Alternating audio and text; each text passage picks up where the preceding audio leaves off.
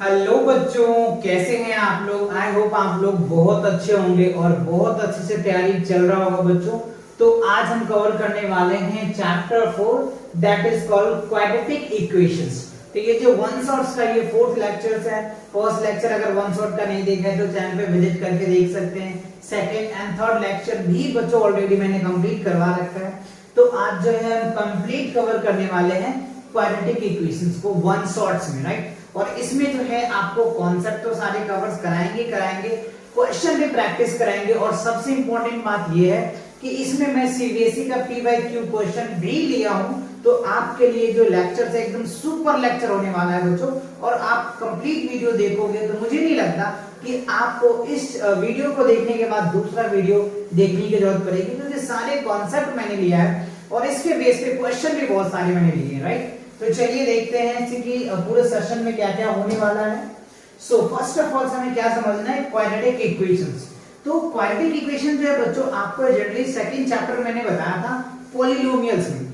Polynomials में जो क्या होता है, हाईएस्ट पावर जो 2 होता था उसके आगे यानी हम अगर इक्वल लगा देते हैं ना, यानी जो स्टैंडर्ड फॉर्म होता है कुछ इस हिसाब से मैं आपको करके दिखाया था आपको। जैसे क्वाड्रेटिक इक्वेशन क्या होता है, ax² bx प्लस सी, ये क्या होता है, क्वाड्रेटिक पॉलिनोमियल्स होता है। और जब हम यहाँ पे इक्वल टू लगा देते हैं ना तो ये क्या बन जाता है, equations, because LHS equals to RHS हो गया। तो ये बातें क्लियर हुई। तो इस फॉर्म्स को बोलते हैं। और जहां पे क्या होता है, a does not equals to 0 होना चाहिए, a की वैल्यू 0 नहीं होनी चाहिए। अगर मान के चलो a की वैल्यू 0 आ गया ना तो ये क्वाड्रेटिक नहीं बन जाएगा बच्चों, ये लीनियर बन जाएगा। क्या बन जाएगा, ये लीनियर बन जाएगा। बात समझ आया। अच्छा, इसका अगर आपको डेफिनेशन लिखना है तो कुछ इस हिसाब से मैंने डेफिनेशन लिख रखा है बच्चों। आप इनको डेफिनेशंस इस तरह से आपसे लर्न कर सकते हैं, या फिर लर्न तो नहीं करना, आप समझ सकते हो, ठीक है। सिंपल सी है, मैंने एक शॉर्ट में लिखा है। अभी मैं आपको एग्जांपल्स भी इस पे करके दिखाऊंगा। सो देखो क्या लिखना है, क्वाड्रेटिक इक्वेशंस क्या होता है, a polynomials which degrees 2 are called quadratic equations. यानी एक पॉलिनोमियल होता है जिसका डिग्री यानी हाईएस्ट पावर 2 होगा, उसको हम लोग क्या बोल देते हैं, क्वाड्रेटिक इक्वेशंस, ठीक है।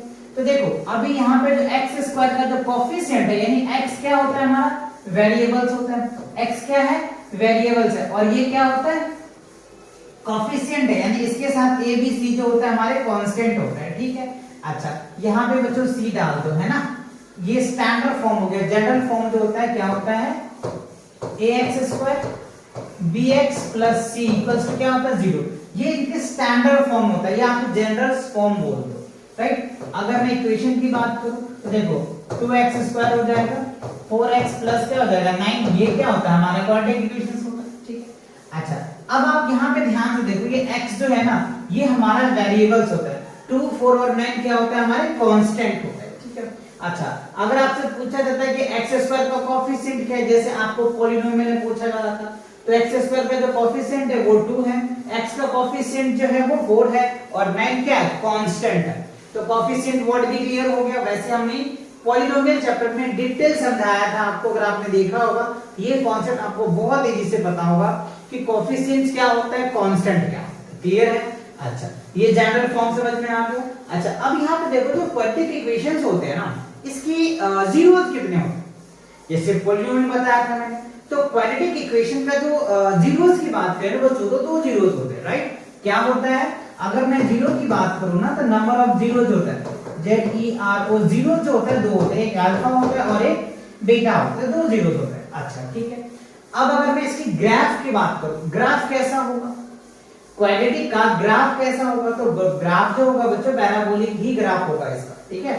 क्या ग्राफ होगा, पैराबोला ग्राफ होगा, ठीक है। अच्छा, अब चलिए आगे देखते हैं। तो ये बात क्लियर हुआ, आगे और भी स्लाइड्स में ले रखे हमने। अब देखो रूट्स ऑफ क्वाड्रेटिक इक्वेशंस। अभी मैंने आपको समझाया कि जो क्वाड्रेटिक इक्वेशन का जो रूट होता है 2 होते हैं, एक अल्फा होता है एक बीटा होता है। क्यों, क्योंकि हाईएस्ट पावर 2 था इसलिए 2 रूट्स होते हैं। अच्छा, अब देखो इसका कुछ पॉइंट्स मैंने लिखा है। Roots of quadratic equations if alpha comma beta are the polynomials, ठीक है। ये मैंने अभी आपको समझाया कि 2 रूट्स होते हैं, एक अल्फा होता है और एक बीटा होता है, ठीक है, of the polynomials ax² bx c, ठीक है। अब देखो इन दोनों के बीच में रिलेशन भी होता है। रिलेशन कैसे एस्टेब्लिश करते हैं, जैसे अल्फा और बीटा के रिलेशंस, तो एक एडिशन करके एक रिलेशंस होता है और एक मल्टीप्लिकेशन करके रिलेशंस होता है। जो मैंने यहाँ पे लिखा है, relation between roots of quadratic equations and coefficients, ठीक है। क्वाड्रेटिक इक्वेशन और उसका जो कोएफिशिएंट्स होता है, जो मैंने अभी बताया, x स्क्वायर का जो कोएफिशिएंट है वो a है, x का जो कोएफिशिएंट है वो b है, और c क्या होता है, कांस्टेंट होता है। क्या होता है, कांस्टेंट होता है। तो बात समझ में आया। तो सम ऑफ जीरोस क्या होता है, आप देखो, sum of zeros alpha plus beta बोल दो तो माइनस b अपॉन में, यानी कोएफिशिएंट ऑफ x अपॉन में क्या होगा, कोएफिशिएंट ऑफ x स्क्वायर, ठीक है। ये क्या होगा, ऑफ होगा, ठीक है, कोएफिशिएंट ऑफ x स्क्वायर, ठीक है। अच्छा, प्रोडक्ट ऑफ जीरोस क्या होगा, अल्फा इनटू बीटा बोलते हैं उसको, तो c अपॉन में d, यानी कांस्टेंट टर्म अपॉन में क्या होगा, कोएफिशिएंट ऑफ x स्क्वायर होगा, कोएफिशिएंट ऑफ x स्क्वायर। तो ये बात क्लियर हुई, समझ आया आपको कैसे निकालना है। अभी मैं आपको समझाता हूं एक एग्जांपल के थ्रू। देखो एक एग्जांपल ले लेते हैं, जैसे 2x square plus 5x minus plus 9 equals to 0। तो अगर हमें इसे कहता है कि इसका जीरोस बताओ, तो हमें पता है 2 जीरो आएगा, जीरोस का रिलेशंस, तो अल्फा प्लस बीटा, अभी मैंने फॉर्मूला क्या बताया, माइनस b अपॉन में। तो देखो a की वैल्यू हो गया, b की वैल्यू हो गया, c की वैल्यू, तो b कितना है 5, तो माइनस 5, और a कितना है, तो ये आपका आ गया alpha, sum of zeros alpha minus b upon में, तो माइनस b अपॉन में ये। अच्छा, product of zeros alpha into beta क्या होता है, c अपॉन में, तो c अपॉन में a लिखेंगे, तो c की वैल्यू क्या है हमारा 9 है, और a कितना है 2, तो ये आपका आंसर आता है। तो सम ऑफ जीरोस पता चल गया, प्रोडक्ट ऑफ जीरोस भी पता चल गया, बहुत आसानी से निकाल लेंगे आप। और जीरोस निकालना तो बहुत इजी से आपको बता रखा मैंने, बहुत सारे आगे करवाऊंगा भी, आप टेंशन मत लो, कंप्लीट लेक्चर देखो, एकदम सारे चीजें सभी कॉन्सेप्ट आपको क्लियर हो जाएगा, ठीक है। चलो, तो ये आपने कर लिया नोट्स, आगे बढ़ते हैं।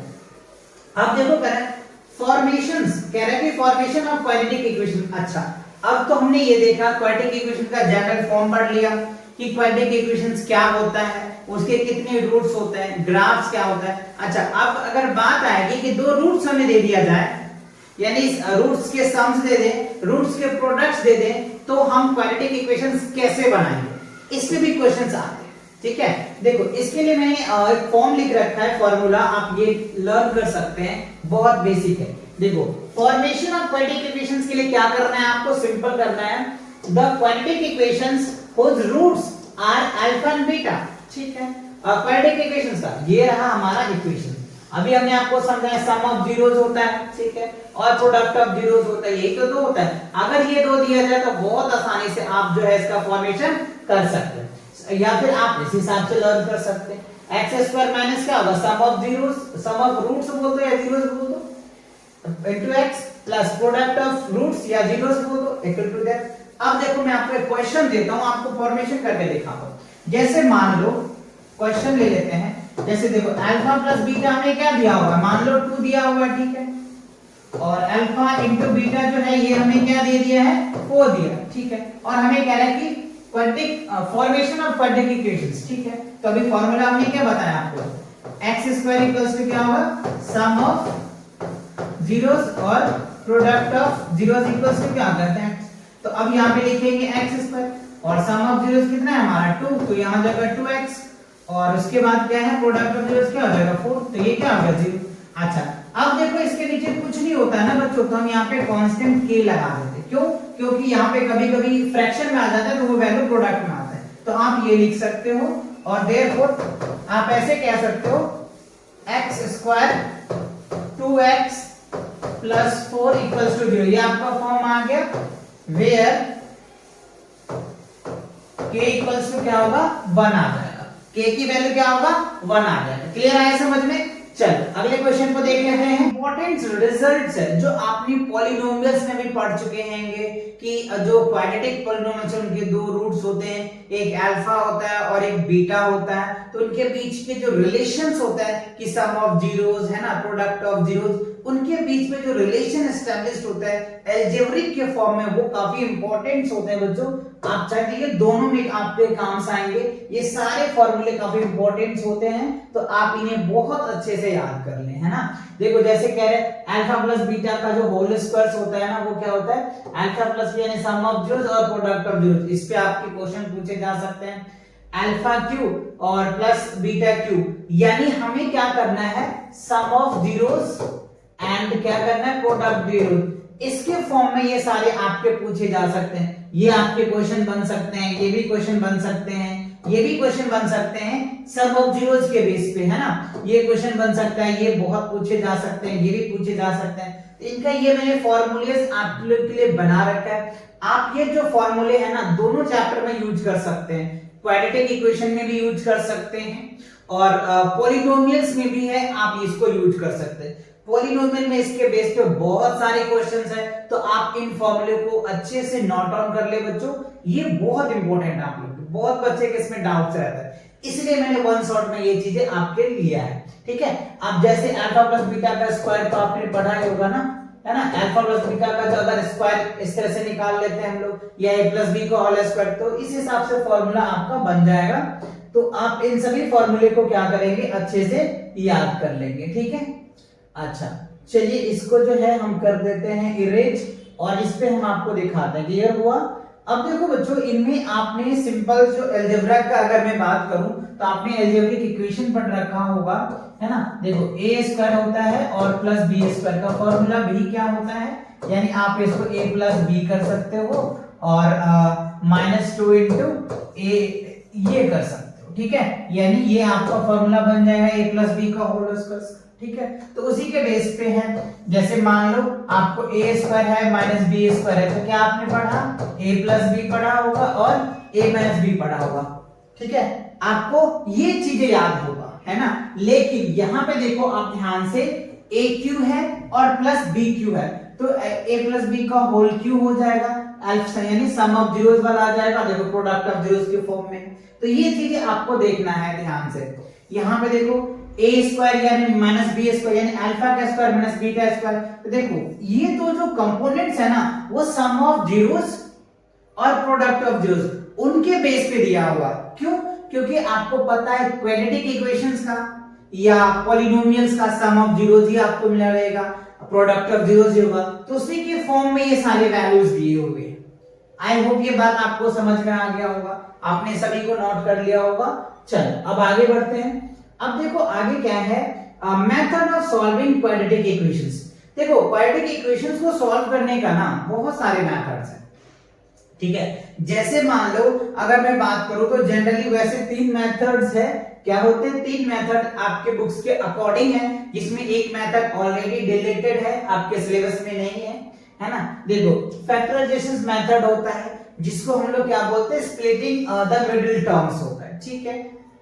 दूसरा होता है कंप्लीटिंग स्क्वायर मेथड्स जो आपके सिलेबस में नहीं है, ठीक है। और तीसरा होता है क्वाड्रेटिक फार्मूला मेथड्स या श्रीधराचार्य फार्मूलाज भी बोला जाता है। तो ये 3 मेथड से क्या कर सकते हैं, आप सॉल्व कर सकते हैं। और भी कई मेथड्स हैं लेकिन ये आपके स्टैंडर्ड में नहीं है, ठीक है। जैसे मैट्रिक मेथड्स है, डिटरमिनेंट मेथड है, वो सब आपके सिलेबस में है नहीं। जब आप 11th में जाएंगे तब आप ये सारी चीजें को सिखाया जाएगा आपको। फिलहाल तो आपके ये है, तो आपके जो सिलेबस में इसको आपको करना है, और ये भी क्वाड्रेटिक इक्वेशंस है, ये 2 मेथड्स को क्या करना है हम लोगों को सॉल्व करना है, ठीक है। तो चलिए एक एक करके हम आपको डिस्कस करके दिखाते हैं और इस पे एग्जांपल भी करके दिखाएंगे कि ये फैक्टराइजेशन मेथड्स क्या होता है, मिडिल टर्म मेथड क्या होता है, कंप्लीटिंग स्क्वायर मेथड का मैं फार्मूला बता दूंगा, है ना, क्वाड्रेटिक मेथड्स क्या होता है, इन बातों को भी हम लोग डिस्कस करने वाले हैं। तो देखो सबसे पहला आ गया फैक्टराइजेशन मेथड, जिसको हम लोग splitting the middle terms method भी कहते हैं। तो आपके सामने एक क्वेश्चन बन रहा है, क्या, find the roots of the equations 2x square minus 5x plus 3 equal to 0 by factorization method, है ना, फैक्टराइजेशन मेथड या फिर आप मिडिल टर्म स्प्लिट कह लो। तो देखो बच्चों इसको कैसे हमें सॉल्व करना होता है, 2x square minus 5x plus 3। अब आप ध्यान से समझिए, राइट, क्या करना है, बहुत ध्यान से समझना है। देखो ये जो 2 होता है ना, यानी यहां ऐसे समझिए, मैं यहां पे लिख देता हूं थोड़ा सा, ax square bx plus c equals to क्या होगा 0। अब ये देखिए स्टैंडर्ड फॉर्म आ गया क्वाड्रेटिक इक्वेशंस का, ठीक है। a से पहला स्टेप में हम क्या करते हैं, मैं आपको स्टेप्स लिख देता हूं। देखिए स्टेप फर्स्ट में क्या करते हैं हम लोग, a से c को मल्टीप्लाई करते हैं। a से क्या करोगे, c को मल्टीप्लाई करोगे तो d कोई वैल्यूज आएगा, समझा ना बात को। जैसे जैसे मैं ये कह रहा हूं ऐसे ऐसे यहाँ पे करके आपको दिखा रहा हूं। देखो आपको ये चीजें ना माइंड में थोड़े से कैलकुलेशंस करना है, ठीक है। देखो पहला स्टेप में मैंने क्या किया, ए और सी को हमने मल्टीप्लाई किया तो हमारा क्या रिजल्ट आया, डी आया, ठीक है। स्टेप टू में देखो क्या करना है, डी को ऐसे दो फैक्टर में तब्दील करना है जिसको ऐड करके, बहुत इंपॉर्टेंट बात है यही पे बच्चे मिस कर जाते हैं, डी को दो ऐसे फैक्टर में बनाना है हमें जिसे ऐड करके या सब्ट्रैक्ट करके, ऐड करके या सब्ट्रैक्ट करके हमें क्या आ जाए, बी आ जाना चाहिए। यानी डी का ऐसे फैक्टर करना है, ऐसे दो टर्म्स बनाना है, राइट, जिसे ऐड करके या सब्ट्रैक्ट करके दो अननोन, मान लो डी ई एंड एफ, ठीक है। इसको ऐसे लिख दूं, क्या ऐसे लिख दूं, आप समझ पाएंगे। एक मिनट, थोड़ा मैं इसको रफ कर देता हूं, जब आप समझ पाएंगे थोड़ा सा, ये रहा, ठीक है। इससे क्या करना है, ई या एफ लाना है ऐड करके या फिर सब्ट्रैक्ट करके, बट मल्टीप्लाई करके क्या होना चाहिए, डी ही आना चाहिए। मल्टीप्लाई करके क्या होना चाहिए, डी ही आना चाहिए, ठीक है। यानी ई और एफ मैंने वो कैसे भी वैल्यू ले लिया, क्योंकि वैल्यू लूंगा तो कंफ्यूज हो जाओगे ना। अभी ये मैं यहाँ पे प्रैक्टिकल करके दिखाता हूँ। देखो तो यहाँ पे हमारा 2 है और ये 3 है, तो 2 और 3 को मल्टीप्लाई करेंगे तो कितना आ जाएगा, 6 आ गया, ठीक है। अब 6 का हम दो ऐसे फैक्टर बनाएंगे, तो देखो 3 आ गया, फिर ये कट जाएगा, ये हो गया, ठीक है। तो देखो हमें कितना आ गया, ये क्या आ गया हमारा, आ गया 2 और 3 आ गया।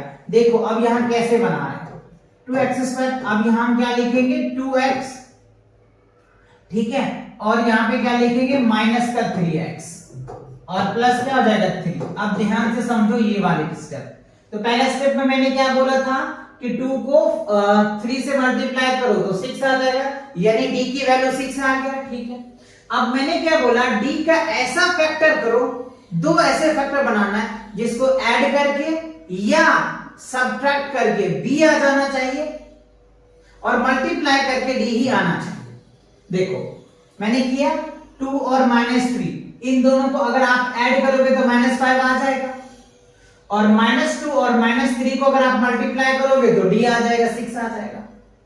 क्लियर आया? तो ये बहुत इंपॉर्टेंट बात है, ये दो बात अगर आपने समझ गया ना तो बहुत आसानी से हो जाएगा। इतनी बात हो गई, बस अब आप इसको पेयर लगाओ, अब इसको आप पेयर लगाओ, आपका आंसर आ जाएगा।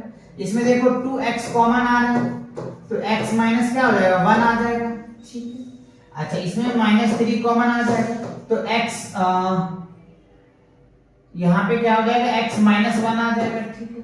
अब दोनों में क्या x -1 सेम है तो ये पहले कॉमन ले लो और ये क्या आ जाएगा 2x -3। बस अब क्या करना है, x -1 इक्वल्स टू 0, तो x बराबर क्या हो गया 1 और 2x -3 बराबर क्या हो गया 0, तो 2x बराबर क्या हो गया 3, तो x बराबर क्या हो गया 3/2, तो ये आपकी वैल्यू निकल के आ गई, ठीक है। बात समझ में आया? तो ये बहुत इंपॉर्टेंट बात है ये बच्चों, ये स्टेप्स, यही दो स्टेप में बच्चे कंफ्यूज हो जाते हैं और ये स्टेप्स को समझ नहीं पाते। ये बहुत इंपॉर्टेंट स्टेप्स है, अगर ये आप समझ गए ना तो आप ये मान के चलो इस मेथड के कैसे भी क्वेश्चन है आप उससे 4 डालोगे, डेफिनेटली 4 डालोगे, तो इस पे फोकस करना, ठीक है। चलो क्लियर हुआ, ये आगे बढ़ते हैं।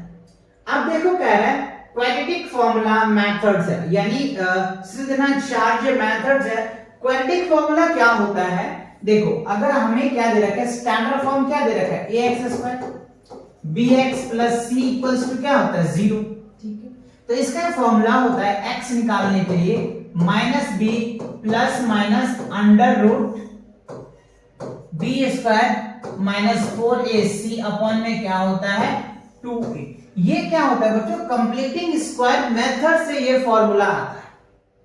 समझ रहे हो बात को, जिसको कहते हैं मैथ्स का प्रिंस भी कहा जाता है, कार्ल मार्क्स का, उनके द्वारा जो है ये चीजें दिया गया था, मैथ का प्रिंस कहा जाता है उन्हें। तो x बराबर -b ± √b² - 4ac अपॉन क्या होता है 2a, ये फॉर्मूलाज होते हैं, आप इसे निकाल सकते हैं क्वाड्रेटिक के फॉर्मूले से, ठीक है। अच्छा इसमें अगर मैं एग्जांपल्स आपको दिखाऊं देखो मैंने एक एग्जांपल्स लिखा है, इसको आपको करके दिखाते हैं। 2x² minus 6x plus that. अच्छा अब ये सोचते होगे कि देखो a की वैल्यू तो हमें पता है ना, a की वैल्यू क्या है 2 है, ठीक है, b की वैल्यू क्या है माइनस का 6 है, और c की वैल्यू क्या है 3 है, ठीक है। अच्छा तो अब क्या करेंगे, हम यहाँ पे वैल्यू पुट करके दिखाते हैं आपको। देखो b की वैल्यू क्या है हमारा माइनस, ऑलरेडी माइनस है तो माइनस माइनस क्या हो जाएगा plus, plus minus under root. b की वैल्यू क्या है हमारे पास, b की वैल्यू है 6 तो 6 माइनस 6 है तो 36 आ जाएगा, स्क्वायर करोगे तो 4। a की वैल्यू क्या है हमारे पास 2 और c की वैल्यू इतना है, ठीक है, अपॉन में 2। अच्छा ये पूरा अपॉन है बच्चों 2a की वैल्यू कितना है 2, ठीक है। अब सॉल्व करो तो 6 प्लस माइनस अंडर रूट, देखो 4 तिया 12, 4 दूनी 8, 8 3 24, ठीक है, कितना हो जाएगा 3 दूनी से 6 जगह 24, तो 36 में से 24 को लेस कर दो, कितना आ जाएगा, ये आ जाएगा आपका 2, ये हो जाएगा 12, 12 आ गया, यहाँ 12 लिख दो और यहाँ पे क्या होगा 2 2 जा 4 आ गया, ठीक है। अच्छा अब अगर 12 का फैक्टर करो तो कितना आ जाएगा 4 3 जा 12, तो ऐसे आप लिख सकते हो 6 प्लस माइनस, यानी 12 को ऐसे आप पेयर बना लो, नहीं तो आप कंफ्यूज हो जाओगे। 6 देखो ये आ गया, तो ये रूट के अंदर 2 है तो एक बाहर आ जाएगा और अंडर रूट 3 आ जाएगा, अपॉन में 4। अब देखो 2 इसमें भी कॉमन आ रहा है तो 2 कॉमन ले लेंगे, तो 2 कॉमन ले लेने के लिए क्या आ जाएगा 3 plus minus under root 3 by क्या हो गया 4, तो इसको डिवाइड कर दो ये 2 आ जाएगा, यानी 3 plus minus under root 3 by क्या हो जाएगा 2, that is the answer of this part. समझ आया, यहां में लिख दो क्या 3 plus minus under root 3 by क्या हो गया 2, ये जो है आपका बच्चों x की वैल्यू निकल के आ गया। यहाँ पे आपको क्या करना पड़ा, मिडिल फैक्टर नहीं करना पड़ा, फैक्टराइजेशन नहीं करना पड़ा, डायरेक्ट हमें पता चल गया, ठीक है। ए बी की वैल्यू आपको पता होता ही है, और ए बी की वैल्यू पता करके आप इस तरह के क्वेश्चन को बहुत आसानी से सॉल्व कर पाओगे, है ना। तो इस मेथड का भी यूज करके हम कर सकते हैं, ठीक है। क्लियर है, दोनों मेथड समझ में आ गए। चलिए आगे बढ़ते हैं। अगला क्वेश्चन देखो क्या कह रहा है हमारे पास, डिस्क्रिमिनेंट क्या होता है। देखो डिस्क्रिमिनेंट क्या होता है बच्चों, ये क्या होता है डी डिस्क्रिमिनेंट, इसके जो है कई सारे फैक्टर्स है, आप इस तरह से डेफिनेशंस लिख सकते हो। देखो डेफिनेशन लिखना तो नहीं, समझना है, मैथ्स में आपको कांसेप्ट क्लियर करना होता है। The natures of roots of given the quadratic equations can be found determining the value of b² - 4ac is called determinants. यानी ऐसे समझिए कि डिटरमिनेंट्स क्या होता है, जिसको हिंदी में विवेचक बोलते हैं। तो ये जो डिस्क्रिमिनेंट्स होता है ना, इससे हम पता कर पाते हैं जो क्वाड्रेटिक इक्वेशंस है ना, उसका नेचर कैसा है या नेचर ऑफ रूट कैसा है। बात समझ में आया, डिस्क्रिमिनेंट्स क्यों निकालते हैं, ये होता है क्वाड्रेटिक इक्वेशंस के नेचर्स या उसके रूट्स एग्जिस्ट करता है या एग्जिस्ट नहीं करता है, ये चीजें क्लियर करता है। समझ आया, ये पता कैसे चलेगा, उसके लिए भी कंडीशंस है, जो कंडीशंस को आपको रिमेंबर करना पड़ेगा। किस कंडीशन में रूट्स आ सकता है, किस कंडीशन में रूट्स नहीं आ सकता है, उनके बेस पे ये क्वेश्चन आपसे पूछा जाता है। इसीलिए हमें क्या करना होता है, डी को पढ़ना पड़ता है, यानी डी को रिप्रेजेंटेशन क्या करते हैं डी से। तो डी बराबर फॉर्मूला होता है बच्चों b² - 4ac, इसको बोलते हैं हम लोग डिस्क्रिमिनेंट और हिंदी में विवेचक बोलते हैं। ये बात क्लियर हुई, क्यों यूज करते हैं ये बात आपको समझ में आया। नेचर ऑफ रूट्स पता करने के लिए हमें पता करना होता है, इसके सॉल्यूशन हो सकते हैं या इसका सॉल्यूशंस नहीं हो सकते, इसे पता करने के लिए हमें डिस्क्रिमिनेंट पढ़ना पड़ता है। ये बात क्लियर हुआ। चलिए अब देखो इसका जो कंडीशंस है, हमने एक इक्वेशन लिखा है, find the discriminants of the quadratic equations.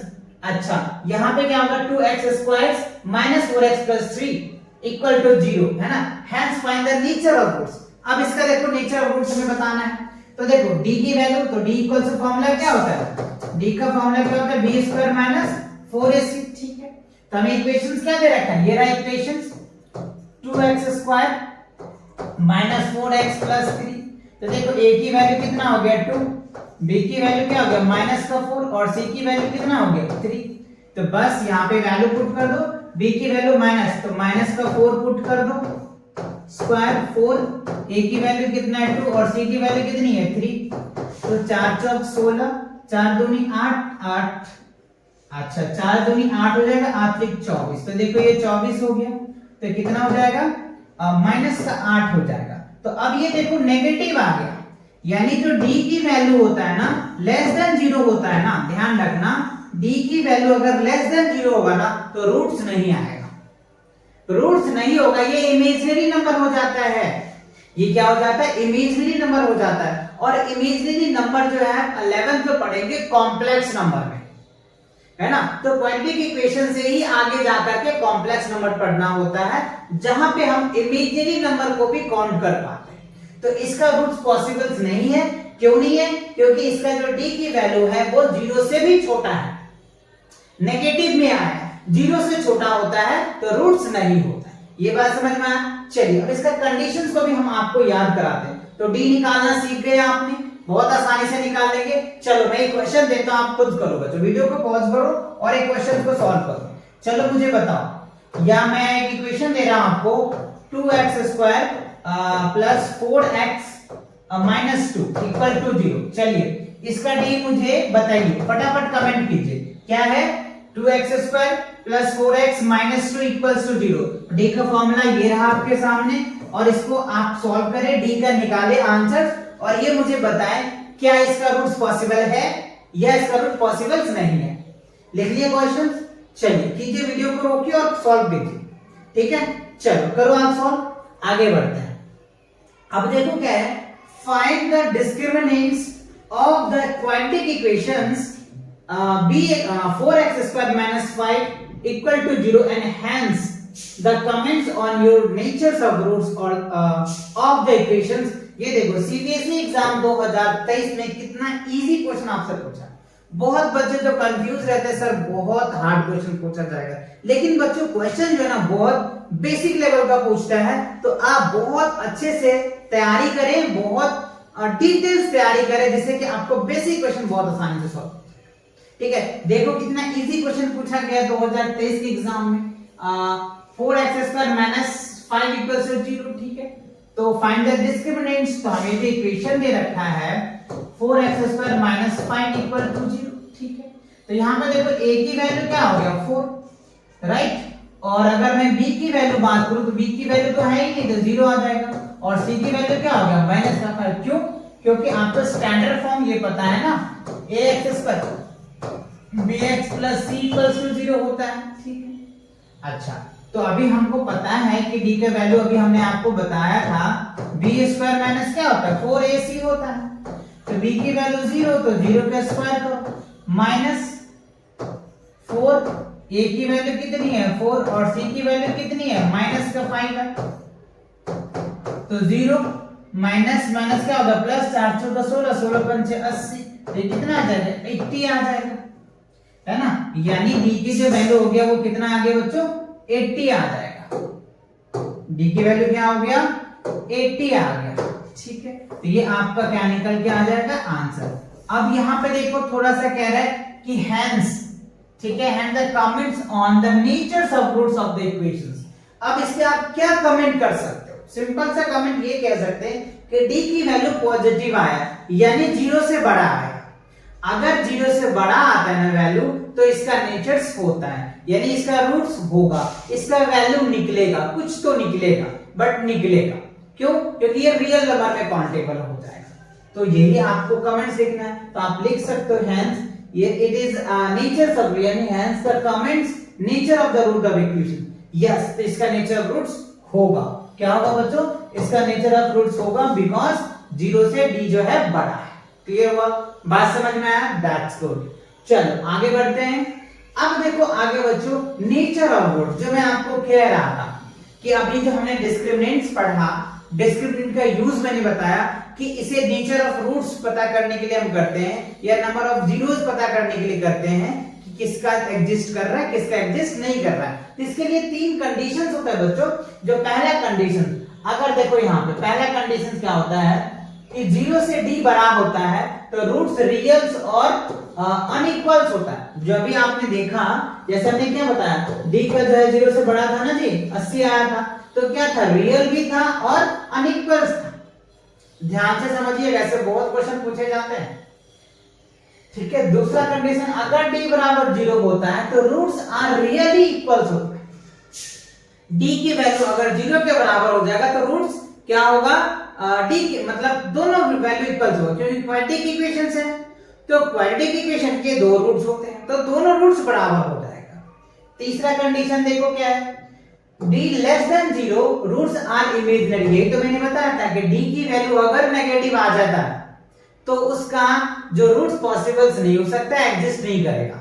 ये चीज को सॉल्व करने के लिए फिर 11th में जाना पड़ता है, कॉम्प्लेक्स नंबर पढ़ेंगे तो वहां हम इन चीजों को क्लियर कर सकते हैं। बट अभी तो राइट ना कि हम 10th में पढ़ रहे हैं ना, तो इन बात को ध्यान रखना, इमेजिनरी करके आप बोल सकते हो। ठीक है, अच्छा, इसी के बेस पे देखो एक क्वेश्चन आपको दिया होगा, find the value of k for each of the following quadratic equations so they have to equal roots.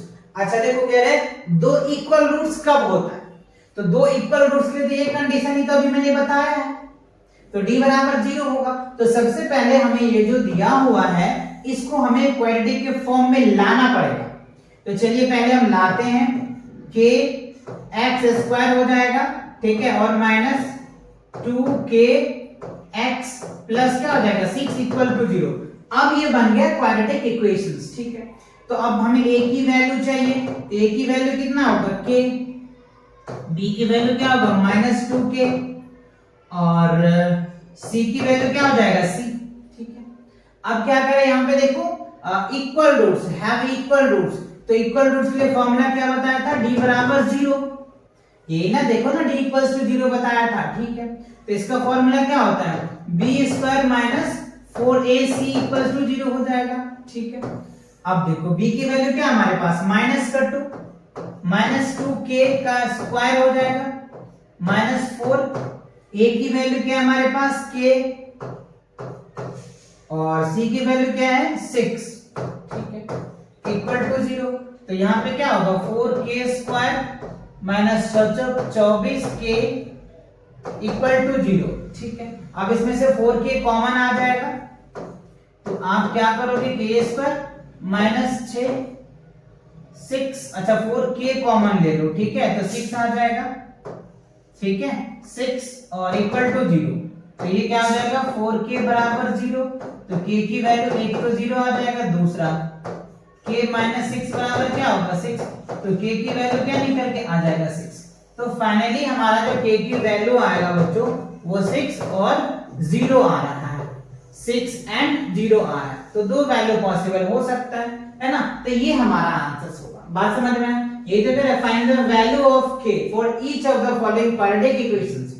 ठीक है, तो k की वैल्यू क्या आ रहा है 6 आ रहा है और 0 आ रहा है। आई होप समझ में आया।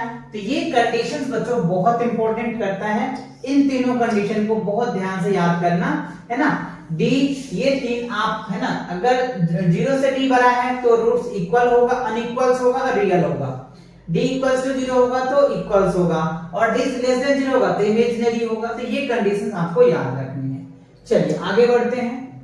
अब देखो एक क्वेश्चन है, the altitude of a right triangle is 7 centimetre less than it's base, if the hypotenuse is 13 centimetre, find the other two sides. Right, तो हमें क्या करना है, अदर टू साइड्स निकालना है। तो सबसे पहले हमें क्या करेंगे, राइट ट्रायंगल्स बना लेते हैं। ठीक है, तो देखो हमने क्या बना लेते हैं, राइट, ये बन गया हमारा राइट ट्रायंगल्स। ठीक है, ये हो जाएगा राइट एंगल्स। ठीक है, ये हो जाता है हमारा बेस। अब फिर से एक बार पढ़ते हैं, the altitude of a right, altitude मतलब क्या होता है, हाइट होता है।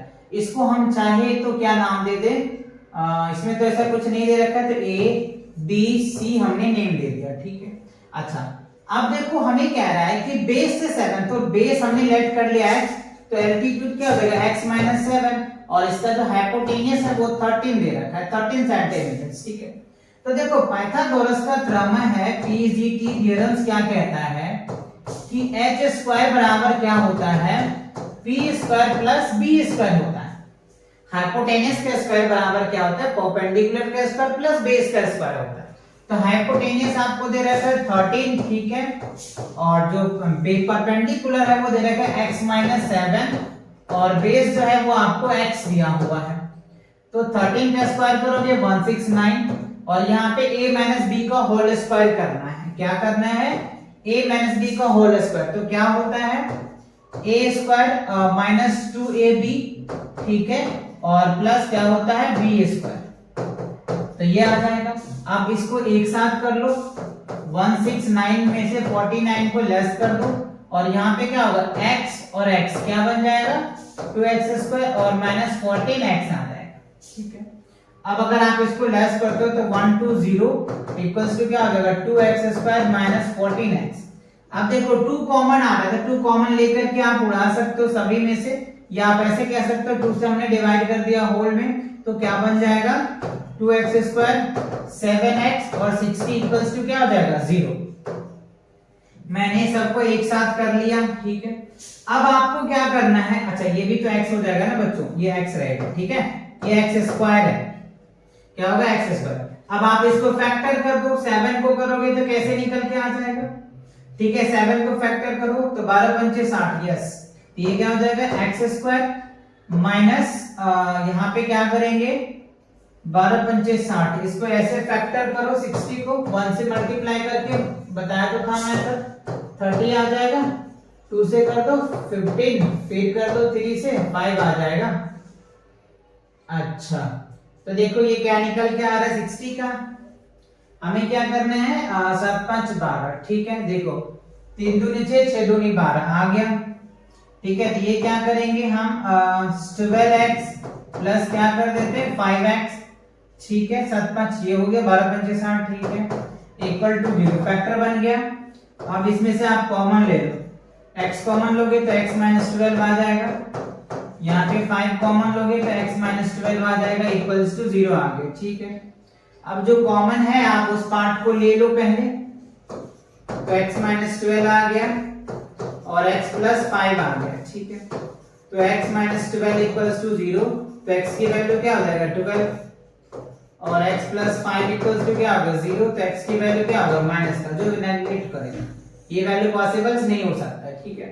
तो देखो अगर आप बेस की बात करो तो बेस कितना है हमारा x, तो x की वैल्यू कितना आ जाएगा 12, ठीक है। और अगर परपेंडिकुलर की बात करो तो x माइनस क्या है 7 है, तो क्या होगा 12 माइनस 7, ये क्या निकल के आ जाएगा 5। तो ये दो साइड से, ये तो कह रहे हैं ना फाइंड अदर टू साइड्स, तो एक कितना आ जाएगा 12 सेंटीमीटर और एक क्या आ जाएगा 5 सेंटीमीटर। आई होप आपको बातें समझ में आया होगा, है ना। तो ये चीजें बहुत अच्छे क्वेश्चन है बच्चों, आप इसको इंपॉर्टेंट क्वेश्चन भी लगा सकते हो एग्जाम के पॉइंट ऑफ व्यू से, है ना, बोर्ड के एग्जाम के पॉइंट ऑफ व्यू से इंपॉर्टेंट क्वेश्चन है, कई बार ये क्वेश्चन पूछे जा चुके हैं, है ना, तो आप इन्हें भी अच्छे से प्रैक्टिस करें। अब देखो क्या है question number, the product of two consecutive positive integers is 306, we need to find the integers, ठीक है। तो यहाँ पे ध्यान से समझना है आपको, क्वेश्चन क्या कह रहा है, product of two consecutive positive integers is 306, we need to find the integers. तो मान लेते हैं let the first integers integer है ना, इंटीजर कितना है x, और सेकेंड कॉन्सेक्यूटिव इंटीजर कितना आ जाएगा x प्लस 1 आ जाएगा, ठीक है। अब ATQ अकॉर्डिंग टू क्वेश्चंस क्या कह रहा है कि प्रोडक्ट है इसका, तो x into x plus 1 equals to क्या है 306 दिया हुआ, तो इससे मल्टीप्लाई करो x स्क्वायर प्लस क्या हो जाएगा x और इक्वल क्या होगा 306। अब इसको अरेंज कर लो, ठीक है, x square plus x minus 306 equal to 0। अब 300 का फैक्टर बनाना पड़ेगा, चलो फैक्टर करो तो कितना हो जाएगा, ये हो जाएगा 15 दूनी 30 और ये हो जाएगा 3, 153 हो जाएगा। अब देखो ये किससे कट रहा है, 5 से 8 1 9, 3 से कट जाएगा, 5 हो जाएगा और ये हो जाएगा इतना 17 3 51, ठीक है। ये आ जाएगा सब, ठीक है। तो 3 दूनी 3 के 9, 9 दूनी 18, ठीक है। 18 17 आ रहा है। तो एक्स स्क्वायर प्लस क्या हो जाएगा 18x माइनस क्या हो जाएगा 17x इंटू 306 इक्वल टू 0 आ गया। अब इसमें से आप कॉमन ले लो, इसमें से कॉमन ले लो, तो x कॉमन ले लोगे तो x प्लस 18 आ जाएगा, माइनस 17 कॉमन ले लो तो x प्लस 18 आ जाएगा इक्वल टू 0। अब जो दोनों में सेम है पहले आप उसको लिख लो और जो बच रहा है उसको लिख दो, ये आ गया, ठीक है। अब आप क्या करेंगे यहाँ पे x प्लस 18 इक्वल्स टू 0, तो x बराबर क्या होगा माइनस 18, जो वैल्यू नेगलेक्ट करेगा ये होगा नहीं, है ना। अच्छा दूसरा क्या है x माइनस 17 इक्वल्स टू 0 हो गया, तो x की वैल्यू क्या हो जाएगा 17, तो एक वैल्यू तो आपका ये आ गया आंसर, ठीक है। दूसरा है ना, पहला इंटीजर ये आ गया, दूसरा इंटीजर क्या हो गया सेकेंड्स, ठीक है। सेकेंड इंटीजर जो है क्या होगा x प्लस 1 है, तो 17 प्लस 1 कितना आ जाएगा 18, तो ये क्या होगा आपका आंसर आ जाएगा। तो पहला वैल्यू क्या हो गया 17 आ गया और दूसरा वैल्यू जो है वो आपका 18 आ गया। तो आपको समझ आया, क्लियर आ गया समझ में? ओके चलो आगे बढ़ते हैं। तो इसी के साथ क्या होता है बच्चों, आपका ये क्वाड्रेटिक इक्वेशंस का जो वन शॉट लेक्चर्स है ये कंप्लीट होता है। तो नेक्स्ट लेक्चर के लिए मिलेंगे नेक्स्ट वीडियो में, तब तक के लिए take care and bye bye.